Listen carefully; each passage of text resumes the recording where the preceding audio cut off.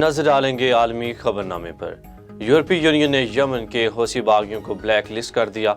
Saudi media के मुताबिक यूरोपीय यूनियन ने यमन के हौसी बागियों को ब्लैक लिस्ट करने का फैसला यमन में शहरी बुनियादी ढांचे और आवाम पर हमलों के तनाजुर में किया।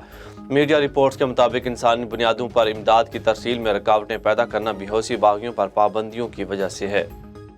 रूस की नीम खुद मुख्तार मुस्लिम अक्सरियती आबादी वाली रियासत चीचनिया के सरबराह रमजान कादरयोव चेचन दस्तों की कमांड करने के लिए यूक्रेन पहुंच गए। रमजान कादरयोव की जानिब से अपने टेलीग्राम अकाउंट पर ऐलान किया गया कि वो यूक्रेन की दार हुकूमत कीव से कुछ ही दूर अपनी फौज के साथ मौजूद हैं। यूक्रेन क़यादत को पैगाम देते हुए चेचन रहनुमा का कहना था कि आपके पास अब मजीद वक्त नहीं बचा, इसलिए बेहतर है कि सरेंडर करके हमारे साथ शामिल हो जाओ। यूक्रेन के सदर व्लादिमीर ज़ेलेंस्की का कहना है कि हमें तस्लीम कर लेना चाहिए कि हम नेटो के रुकन नहीं बन सकते। गैर मुल्की मीडिया रिपोर्ट्स के मुताबिक यूक्रेनी सदर व्लादिमीर ज़ेलेंस्की ने मंगल के रोज़ अस्करी हुकाम से वीडियो खिताब में कहा कि हमें यह समझना है कि यूक्रेनी नेटो का रुकन नहीं है और ना ही बन सकता है। उन्होंने कहा कि हमने कई सालों तक ये सुना कि यूक्रेन के लिए नेटो के दरवाजे खुले हैं, अब हम सुन रहे हैं कि यूक्रेन नेटो में शमूलियत इख्तियार नहीं कर सकता।